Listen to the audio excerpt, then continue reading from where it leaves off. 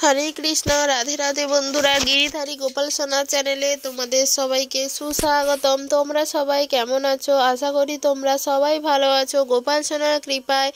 আর তোমাদের গোপাল সোনারাও অনেক অনেক ভালো আছে। এটা হচ্ছে শুক্রবার রাত্রেবেলা, মানে আজকে রাত্রেবেলা হচ্ছে আমরা এখানে বাবার বাড়িতে চলে এসেছিলাম। বিকেলবেলা এসে হচ্ছে বাবার বাড়ির পাশে যে জেঠিমার বাড়িতে অনুষ্ঠানটা ছিল সেখানেই এসেছি। রাতে প্রসাদ পাওয়া হয়ে গেছে। আজকে হয়েছিল আলুর দম, তারপরে কুমড়োর তরকারি আর চাটনি। এইগুলোই ছিল আজকের রাত্রের প্রসাদ পেয়ে যজ্ঞের জায়গাটা কিভাবে সাজিয়েছে দেখিয়ে তারপরে হচ্ছে সবাই মিলে বাড়ি চলে এসেছিলাম। আর তারপরে এসেছিলাম সকালবেলা। এখন বাজে প্রায় 7টা, 7:30 মতোই। এটা যজ্ঞ আরম্ভ হবে আর কিছুক্ষণের মধ্যেই। তার আগের যে জায়গাটা সুন্দরভাবে সমস্ত কিছু রেডি করে নিচ্ছিল। যজ্ঞের জায়গাটা খুব সুন্দরভাবেই সাজিয়েছে, খুব অপরূপ সুন্দর। আমি তো এর আগে কখনো এইরকম যজ্ঞ দেখিনি। এই প্রথমবার আমার জীবনে এইরকম যজ্ঞ দেখা, তাও আবার নৃসিংহদেবের যজ্ঞে অগ্নি পড়ল। এবারে হচ্ছে উলুধ্বনির দ্বারা, শঙ্খধ্বনির দ্বারা সমস্ত শুভ ইঙ্গিত দিয়ে যজ্ঞের কাজ আরম্ভ হলো। ওই যে দাদা ভাই দেখতে পাচ্ছ যজ্ঞের এক সাইডে বসে আছে, তারই হচ্ছে মানসিক পূজা ছিল। তখন ছিল কালী পূজার মানসিক করেছিল। আর তখন এদের বাড়িতে কেউই ভক্তিপথে ছিল না। এখন যেহেতু সবাই ভক্তিপথে চলে এসছে, সমস্ত যজ্ঞের উৎস ভগবান বিষ্ণু, এটা সবাই এখন বুঝতে পারছে। তাই এই নৃসিংহদেবের যজ্ঞের দ্বারা কালী পূজার মানসিক ও একেবারেই শোধ হচ্ছে। দিদি একটা নৃসিংহদেবের মুখ খুব সুন্দরভাবেই হাতে তৈরি করেছে, যেটা ঘটের উপরে বসানো আছে। খুবই কিন্তু সুন্দর লাগছে নৃসিংহদেবকে আজকে।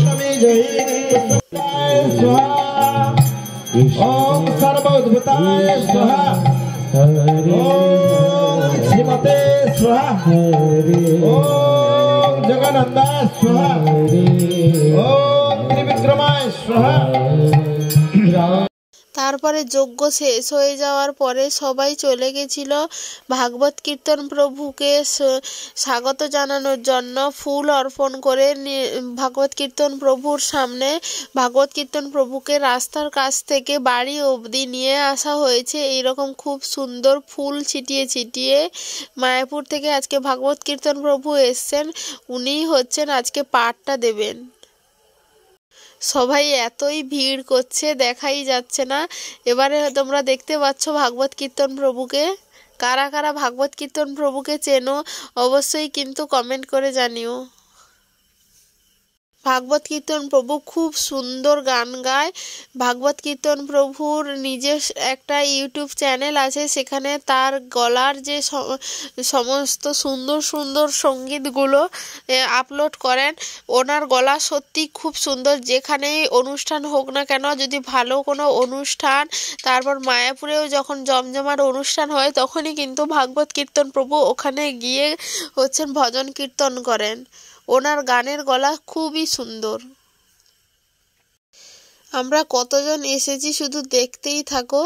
আমার সাথে তো আমার ছেলেও ছিল, ছেলেকে এখন মায়ের হাতে দিয়ে দিয়েছি।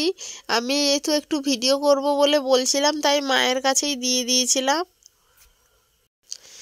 এখন হচ্ছে হেঁটে হেঁটে চলে এসেছি একেবারে তাদের বাড়ির সামনেই।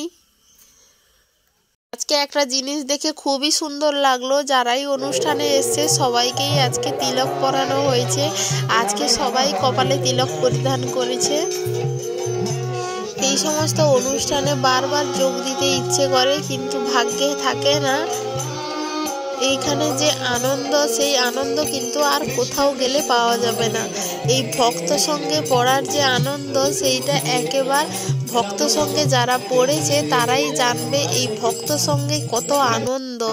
এখানে ভজন কীর্তন, নাচ গান সমস্ত কিছু করা হয় মন একেবারে ভালো করে দেওয়ার জন্য। কীর্তন প্রভু এসে ভগবানকে আরতি করেছিলেন, সেই আরতির প্রদীপটাই নিয়ে আসা হয়েছিল। সবাই একটু প্রদীপের যে শিখা থেকে একটু আলো নিয়ে সবাই একটু মাথায় ছোঁয়াচ্ছিল।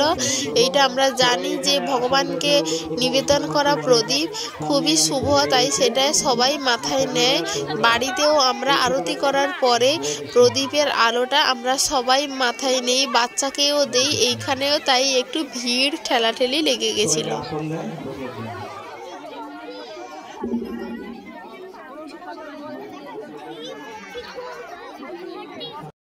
এখন যারা হচ্ছে নাম সংকীর্তন করছে তারাও কিন্তু ভাগবত কীর্তন প্রভুর সাথে মায়াপুর থেকেই এসেছেন।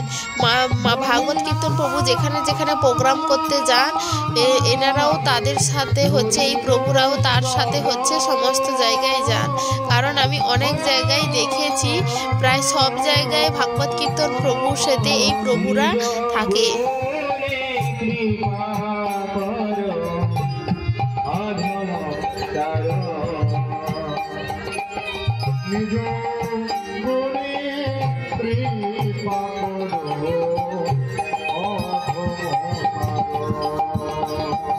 আর আজকের ভিডিওটাও বেশি বড় করছি না, ভিডিওটাও এইখানেই শেষ করছি। আর ভিডিওটা যদি ভালো লাগে অবশ্যই কিন্তু লাইক কমেন্ট শেয়ার করতে একদম ভুলো না। দেখা হচ্ছে পরের ভিডিওতে।